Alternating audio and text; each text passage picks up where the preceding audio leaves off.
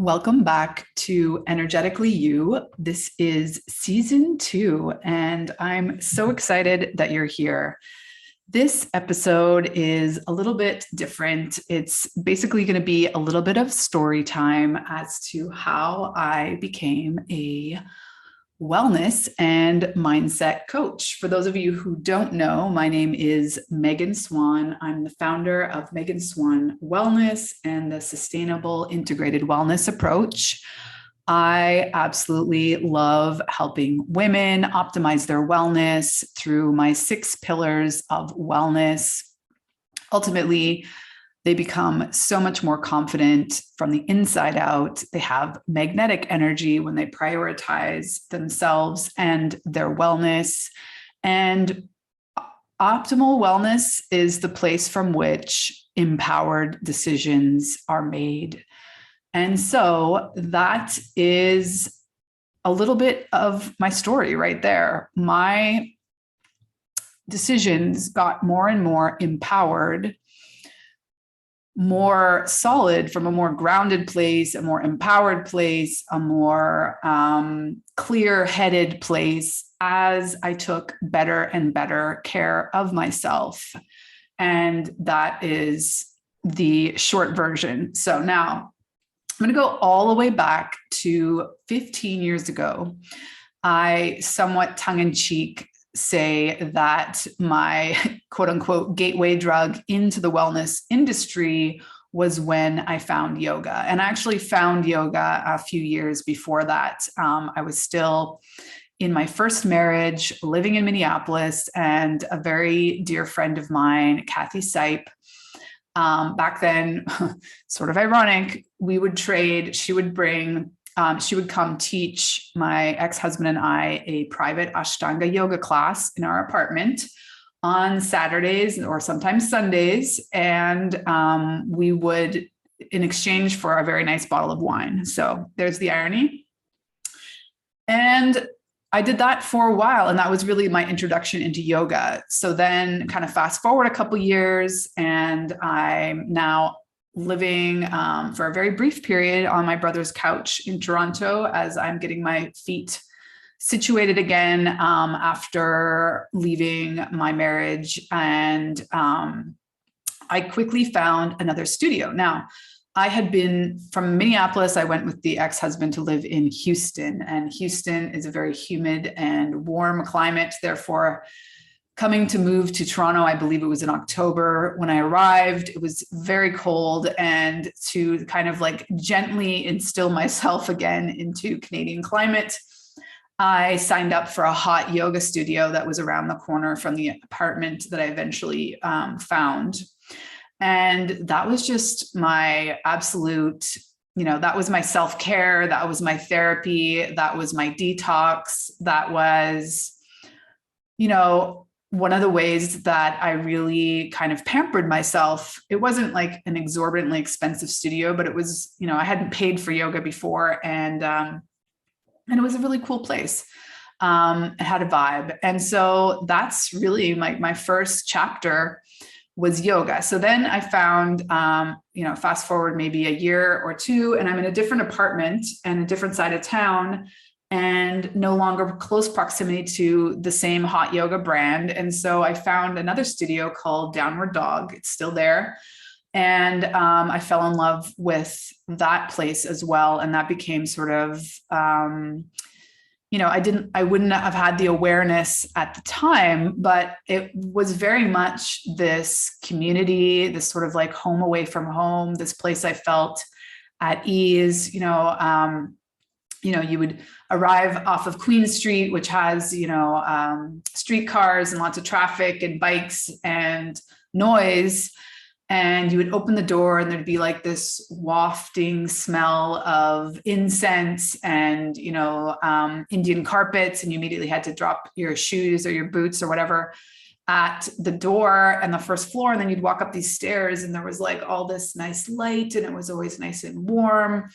And there was, wood flooring and just not a silence, but a whole other frequency. And I really fell in love with that place. And so I was taking classes there for, I honestly don't remember, but I feel like it was probably at least a year where I would basically try and hit a Thursday class and then 2 to 4 classes on the weekends. I would do back to back Saturday and or Sunday, all depending on my partying life at the time. And one day, my favorite teacher, Diane Bruni, I've had her daughter on the podcast, Catherine Bruni Young, and that she was my favorite teacher. I loved her classes. I loved that she kind of like taught outside the box, if you will. And she always really focused on kind of a beginner's mindset. So you either loved or hated her classes because she would make us do like some very basic things like be in downward dog for, 15 minutes. There would be like very subtle ways that she would be shifting what we were focusing on or doing, but it was all about going inside and really focusing on your thought process as you're kind of like suffering through something, or just the minute changes in your body. If you put like a tiny bit more pressure on, your pinky toe versus your big toe, and like, how can you feel that resonating throughout the foot, throughout the leg, up into the groin and the pelvic floor, and just that kind of awareness that you can build if you really just slow down and do the most simple things. When the Ashtanga practice is, Vinyasa flow at least is very active, and it tends to attract people like me and like the type A people that like, cardio essentially, but in a yoga class. And I liked those classes as well, but I really liked these classes. And then eventually she brought a drummer in as well. Long story short, I was just, fascinated by her and just, saw her as this sort of like mother energy and spirit in my life. And one day, I believe it was a Saturday, not positive about that, she announced at the end of the normal class that I went to hers that they were starting a teacher training, an intensive. So it was going to be 13 weeks doing level 1 and level 2.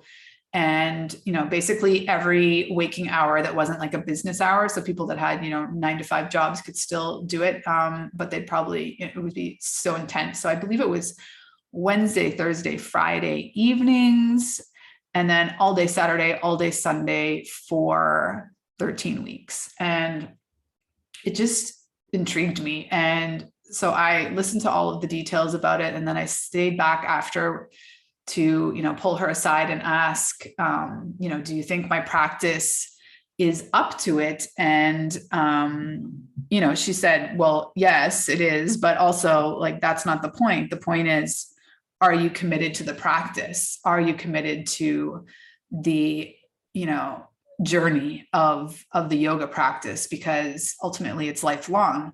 And also, you can, these two, level 1 and level 2, well, level 1 for sure is really just designed for the practitioner that wants like a much deeper dive into the practice.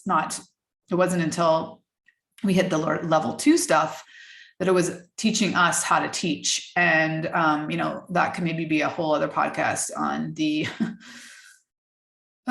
interesting yoga teacher training industry as it is. But this one was really special. And honestly, they never did it again. It was all 4 of the owners at the time. There were 2 downward dog studios, one at the beaches in Toronto and one on Queen Street. And there were 4 owners. No, I lied. There were 5 owners, I think, or, it's hard to say because, so there was Ron and Marla, and they're a couple. So I'm not sure if Marla was, technically one of the owners, or it was just through Ron. And then there were 2 Davids and Diane. And so everyone had a very unique teaching style, but everyone had like decades of practice behind them. They'd all been to India to study under Iyengar and do the whole like traditional Indian yoga, pilgrimage type thing. And, they were well informed, and they all had, sort of their idiosyncrasies and opinions about about Ashtanga yoga, about the yoga industry, about how things needed to be done. Some were more dogmatic than others. And Diane, of course, was the least dogmatic of all of them. And, was kind of like beating her own drum, even at that point. And so, yeah, I did this 13-week teacher training, and it changed my life. And it wasn't, the other day I was being interviewed on a podcast, and it actually made me reflect that was the first experience I had with any sort of sobriety, because for 13 weeks, I changed my diet. So I ate vegan for 13 weeks. I stopped drinking for 13 weeks, and I was doing like 25 plus hours of yoga a week. Not to mention all the theory and the studying and the chanting and the breathing and the meditation. And so you can just imagine, like, it transformed my mind, body, and soul. And I wouldn't have realized it at the time, like how profound that decision was, that shift, that transformation, that experience.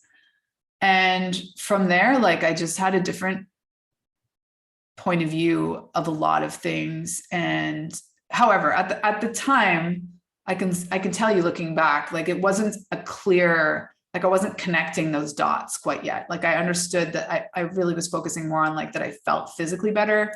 I'd always had this ongoing, bronchitis, the chronic bronchitis that would pop up seasonally. That was gone. I had developed asthma when I lived in Europe. That was gone. I completely changed my perspective on, like, what I wanted to eat. I did bring back, some dairy into my life, but I stopped.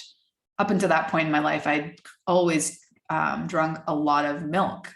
That was like how I grew up as a kid. I love skim milk, and I drank it like water. And so after hearing, like, the Ayurvedic professional's opinion on what milk is and why, adults shouldn't be drinking it, I was just, quite honestly, kind of disgusted, and I completely cut it out of my diet from then on. And I credit that largely to the fact that I no longer had allergies. I no longer had this bronchitis, and because we all know that milk essentially produces mucus in the body. So it just, like, cleared up all these things. Not to mention, I had this new sort of empowered place from which I was, making decisions in my life at the time. But I was still, like, on a lot of tracks, if you will, that I wasn't considering at that exact moment of getting off of.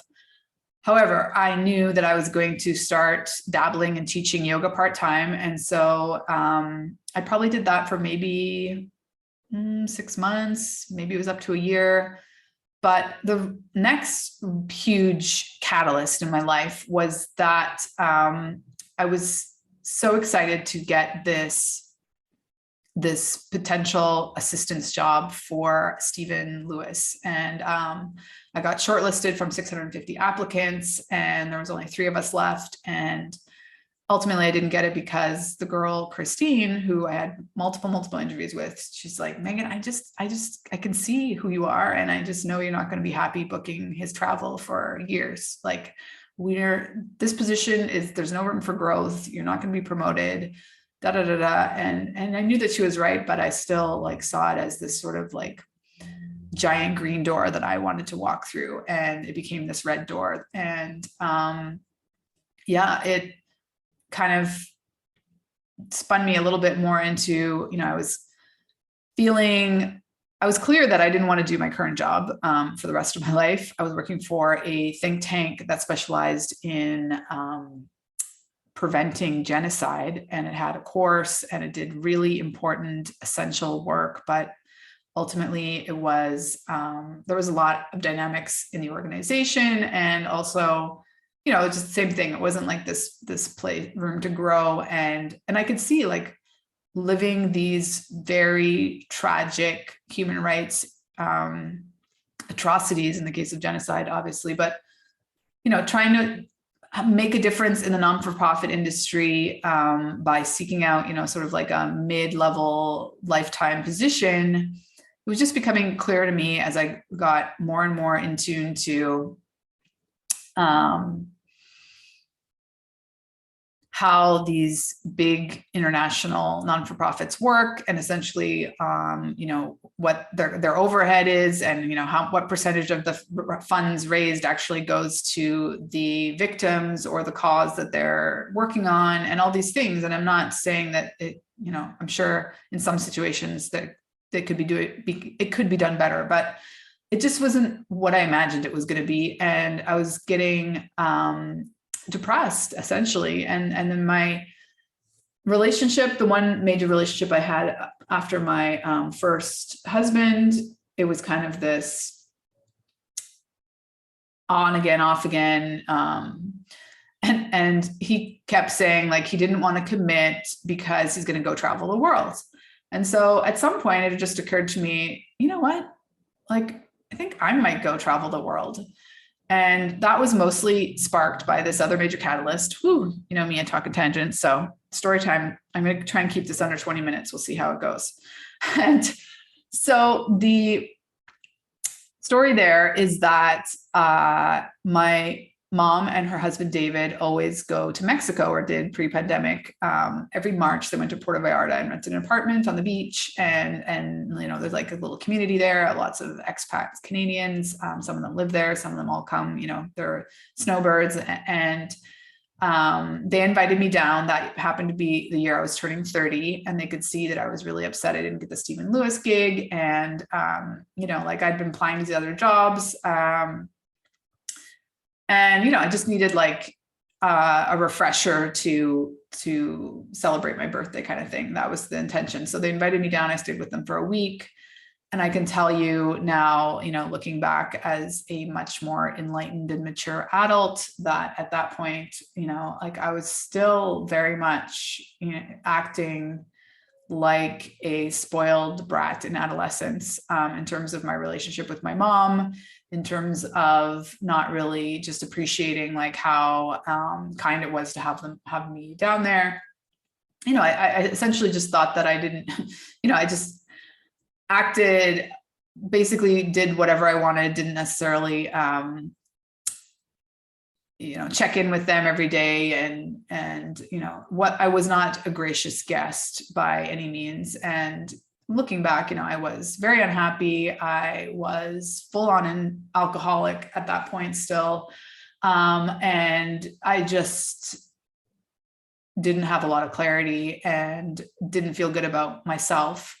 But I did have an experience on a dance floor where, I quickly made some, friends in Vallarta, some of our local, my mom's dear friend who she went to university with, and his partner have an extensive community of friends. And so I kind of like went out with them one night and met other people, and one thing led to another. And I was out all night and went to many gay clubs and danced. And it was just at that moment that I had this moment of clarity where I hadn't felt like that level of freedom or feeling like myself, like feeling like the self I had felt like before the whole history with my ex-husband had started, where I had just started to try. I had just been like, it almost been a decade, like 8 years, where I'd been editing myself. I'd been trying to fit into, first the ex-husband and then the other partner's expectations of who an ideal partner, what she looks like, in so many senses. And I'd completely forgotten, who I was and what I wanted and what felt innate and like intuitively right for me. And so it all, I'm boiling it down to a simple story as possible, but a lot of that happened, a lot of that reflection. So I came back to Toronto after that trip, convinced I needed to move to Mexico, which sounded crazy for many reasons. One of which, it was the middle of the H1N1 pandemic. No one was going to Mexico. And because I also didn't really have much of a plan. My plan was to get a certification to teach English. I already had the certification to teach yoga. I was so inspired by Elizabeth Gilbert's Eat, Pray, Love. As you all know, I was like obsessed with that book. And I'm like, fuck it, I'm going to go on my own Eat, Pray, Love. And, somewhat due to this clarity that I knew that I didn't want to be doing all the things I was doing in Toronto. I knew at 30, I had no major relationship there. I didn't have kids. I had really nothing holding me geographically to that place at that point in time. And if something had, developed and I had more roots there, it might be difficult or impossible in the future to make such a crazy decision. And so I just made it. And my plan was to travel, like backpack through Mexico, figure out what city I wanted to spend a year teaching English in. And then I was going to go teach in Bali. In my mind, probably more likely to be teaching yoga in Bali, but I didn't know. And then I would see where the universe was going to take me, right? And long story short, 12, almost 13 years ago, 13 years now, I'm still here in Mexico. And if you're interested, send me an email so I know that you are liking these story time podcasts, and I will do a whole episode. It's essentially the first 2-3 chapters of my book that I'm writing on how I met my husband and, why I ended up here in Tuxtla Gutierrez, Chiapas, that whole story. But staying true to the topic of how I became a wellness and mindset coach, I'm going to jump now to the fact that I, fell in love with my now husband. He invited me to move in with him after I'd been teaching English here for 2 years. And I knew, teaching English was always like this way to travel placeholder thing. I do love working with kids, but I much prefer teaching them yoga than teaching them English, to be quite honest. And I'm not, I am very clear that I don't want to be teaching children for the rest of my life. I'm happy to do it once in a while, but I didn't want that to be my career by any means. So I went with the idea of opening my own yoga studio. And here in Tuxtla at the time, like this is 10 years ago now, there really was very little in the ways of, and healthy places to eat or little organic stores or yoga studios, like there were very, very few things happening. Now, thank goodness that's quite different. There are multiple options and many teachers here. But at the time, I was probably one of a half dozen yoga teachers, even in the city, or certainly like with their own studio. I think there were like a couple other studios, but none were like, sort of my project in that, I rented a really nice space and, I had a website, I had a consistent schedule. I was doing all the classes. I was also the only person teaching Ashtanga yoga and certainly like a flow class. So I called it Seba Yoga. My husband came up with the name. Seba is the Mayan tree of life, and it's spelt CEIBA. Just a couple of years ago, actually, I finally let the domain name go. It's kind of funny how like now as an entrepreneur, my websites became these sort of like journal entries. I just didn't want to delete the website, but it became silly to, for years I paid for the website when I was no longer had the business per se.